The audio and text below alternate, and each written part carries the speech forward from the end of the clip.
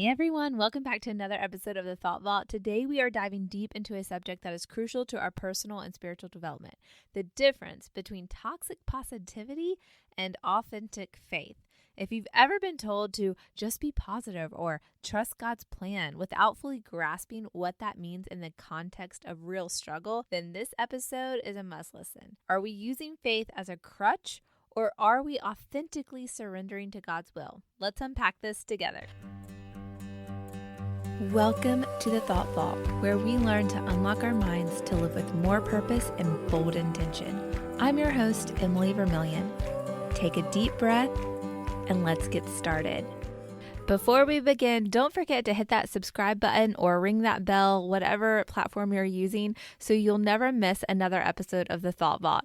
I really want to stay connected to you guys, and you always want to be notified when a new episode comes available. So to set the stage, let's define what we mean by toxic positivity and authentic faith. According to Romm and Ehem, I think I'm pronouncing that correctly, in Positive Psychology and Coping Strategies Among Adults, toxic positivity refers to the overgeneralization of a happy, optimistic state that dismisses authentic emotional experience. So toxic positivity is this whole mindset of fake it till you make it. And I have talked about fake it till you make it because I actually do believe in the power of that mindset sometimes, because there are situations where you have to just imagine that you are doing okay with what you've been given, because it helps you have a coping mechanism to really get through the day. Sometimes it is about putting on a mindset of positivity. But in this episode, we are really trying to differentiate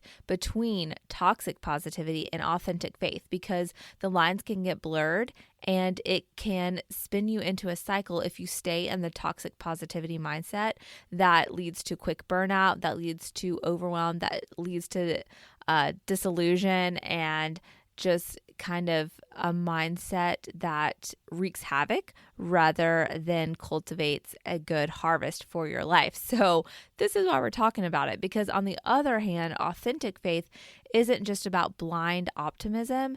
It's about a deeper understanding and acceptance of God's purpose in our lives, even during hardships. In James chapter 1, verse 2-4, it says, "Count it all joy, my brothers, when we meet trials of various kinds, for you know that the testing of your faith produces steadfastness. And let steadfastness have its full effect, that you may be perfect and complete, lacking in nothing." According to existentialist theologians like Paul Tillich, faith is a courageous act, not an escape from reality.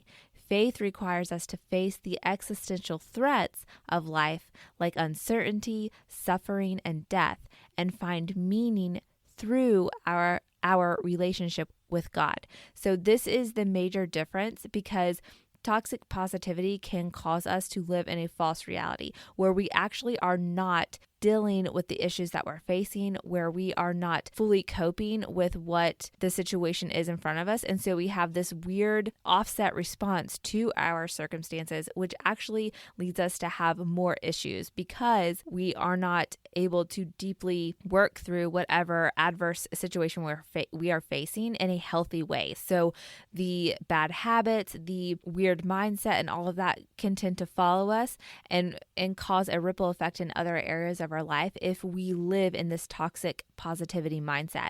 And it's very prolific. You'll see on social media and just in our world today, being so interconnected via the internet and having access to so much, that it's very easy to get stuck in this. It's also something I've seen play out in situations where there's like these cult-like responses to scenarios. So like via Facebook groups or like mega church, prosperity gospel followers, people that have this mindset that really actually undercuts faith, undercuts what faith is, and has you living in a falsehood, really. And so that's why I want to talk about this today, because there is a difference. So toxic positivity ignores the problem. Simply saying everything will be okay can often feel very dismissive.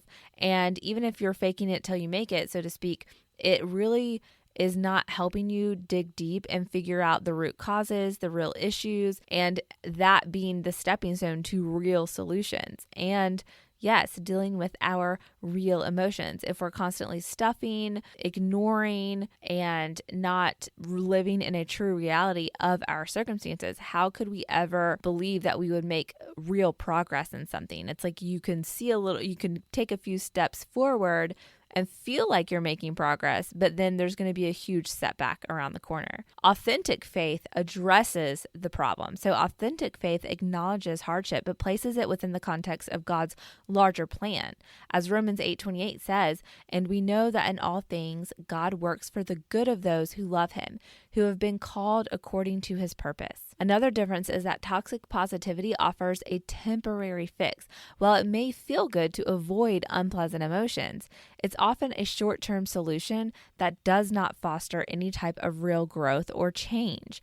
And this is why it's important to recognize the difference, because you could be thinking, oh, I'm getting better. I'm not, I don't feel sad. I'm not stressed out about this. But it's really just because you are living in a false reality. The difference is that authentic faith promotes actual growth. According to the work of James Fowler, stages of faith often involve periods of questioning and doubt, which lead to more mature and integrated forms of faith. So when we have those times of questioning and doubt and uncertainty, it requires more faith that actually helps us mature and have more wisdom and have actual growth in our relationship with Christ and our personal development as a Christian, and just being able to foster stronger relationships with those that are involved in the circumstance or have become part of our life in the midst of the circumstance or afterwards. We're a more fully grown person, so to speak, and so more positive ripple effects will come from that authentic faith. What are the consequences of toxic positivity in our spiritual lives? Could we be trading the depth of an authentic relationship with God for a superficial, feel-good spirituality? And how can we make sure that we are living in authentic faith and not toxic positivity? There's a few steps that I want to mention here to help. And this is going to be a shorter episode because I really want you to take some time to take what I'm saying and map out a path forward for yourself in identifying this. If you're dealing with it in any respect in your life, this could be in an area of relationship. This could be in an area of career or health, wealth, life, just in general, as a parent, as a friend, as a daughter, whatever it might be. If you're dealing with having to be positive in an area where it doesn't feel natural or it is superficial, we need to address that. So how can we make sure that we are living in authentic faith and not this toxic positivity? Be present. Sometimes we need to sit in our discomfort to understand what God is teaching us. So really practicing mindfulness. And I have several episodes. Just scroll through the podcast and look at the titles. There are several episodes about mindfulness and how we can practice being more mindful, and that will go into more depth on what that really means and how to be more aware in your actual reality and what you're doing. The other thing would be to pray for wisdom. James 1:5 tells us to ask God for wisdom when we don't know what to do. And that seems obvious, but sometimes people don't do that. People feel like they only are praying for forgiveness, or they only need to pray for someone else's prayer request, or they only pray when there seems to be like an outright need, like a major health concern or a crisis that's put in their way. Sometimes people don't think to just pray for wisdom and discernment, just period. Pray for the wisdom and discernment. I often have this prayer because I need discernment. I am a mom of 3. I am an entrepreneur. I am a wife. There's just like a lot of balls in the air going on around me, and I have a big family, and so there's always something going on.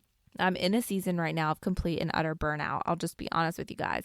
So praying for wisdom has been kind of my calling card with God lately. It's just helped me discern what I need to focus on, what I need to do, how I need to show up in my life, in this arena or that arena. Praying for discernment has always been something that has helped me, and I know it'll help you. The other thing would be to journal. Oftentimes writing what we are going through and physically seeing it down on paper helps us to process and to have a mindfulness of what we are walking through.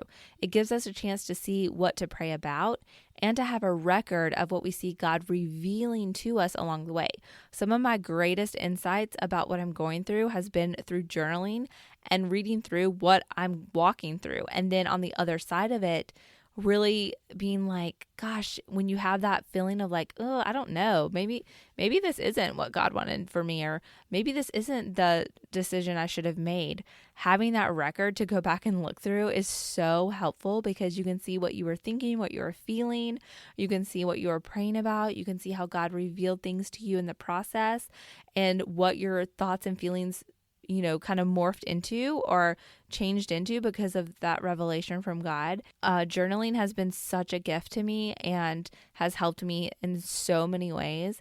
Even later in life, I have some journals from in college, and I've gotten away from my habit of like journaling every day. But in college, I journaled a lot. And so even after college, I was able to go back and read some of those journals to help me through other times and other seasons. Because it's like, I remember I was kind of feeling this way in college, and I kind of was reading through some past things, and it's just so helpful. So I say all that to say journaling very much helps.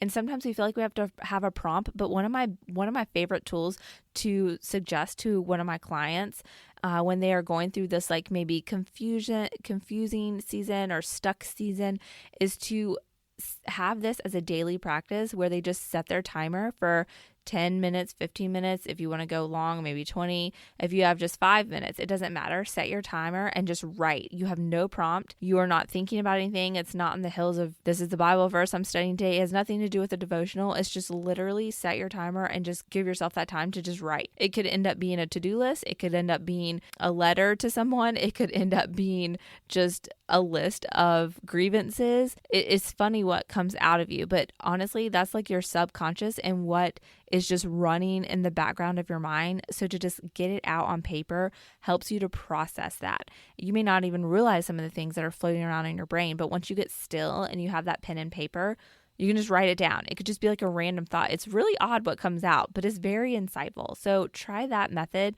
Even today, when you finish this podcast, you can, if you don't have a pen and paper, you can journal in your phone. You can talk, text, or whatever, just so you have a record of it. But do it to where you have a record, whether it's on paper or on your phone or iPad or whatever, laptop, whatever you're using. But give yourself this prompt today to just set the timer and write. The other thing to do is have a community. Build yourself with a community that encourages authentic faith and not just this blind positivity, like this fake perception of perfection or something that you might see. Maybe some of these Facebook groups you're in or some of these influencers you follow on social media where everyone's just like so perfect and commenting all the perfect things. Like really try to give yourself a community that is authentic and has just women rooted in their faith, women or men rooted in their faith that you trust, that you have known to be just true beacons of light. And a shameless plug, but honestly, this is exactly the kind of support that Christian coaching offers. So if you're in a season of needing extra support or accountability to get you through, consider coaching. You can reach out to me always. You can send me a DM on Instagram. You can send an email to hi@boldlifebyemily.com. And that's an email that you can send to me. Just reach out to me in any way.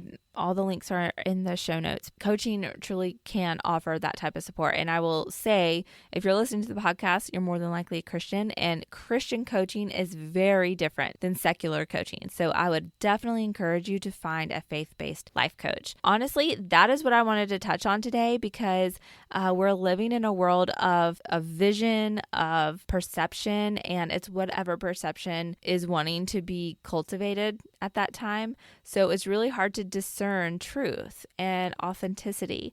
And oftentimes we get wrapped up in this idea of toxic positivity and that we can fake it until we make it. We can pretend, and it's stripping us from a beautiful relationship with God. And it causes us to live in a non-reality, which ultimately is never going to lead to true progress or change or truth in your life so that you can actually see things for what they are. Authentic faith is that. It is that difference. So I just want to encourage you to pull away from your flesh and what feels good and self-serving and focus on pursuing God at all cost and having faith in God's bigger picture in your life and in the circumstance that you're facing, because there is always a purpose and it is always for God's glory. And if you're focused on that, you are going to be able to get through the circumstance that you're facing today and the challenges that are happening in your life. And pretending to be okay is not going to be the answer. God is, and having faith in Him is what is going to bring you ultimate healing and contentment and fulfillment. So if you resonated with today's topic, don't forget to subscribe and share this episode with someone who might benefit. Share and tag me on any social media with this episode, and I'm going to send you a little token of appreciation for being a part of our community. Also, if you DM me the word affirmation, I'm going to send you a free affirmation journal that is really helped to guide you more through this authentic faith journey. So I have this free affirmations journal I would love to gift to you.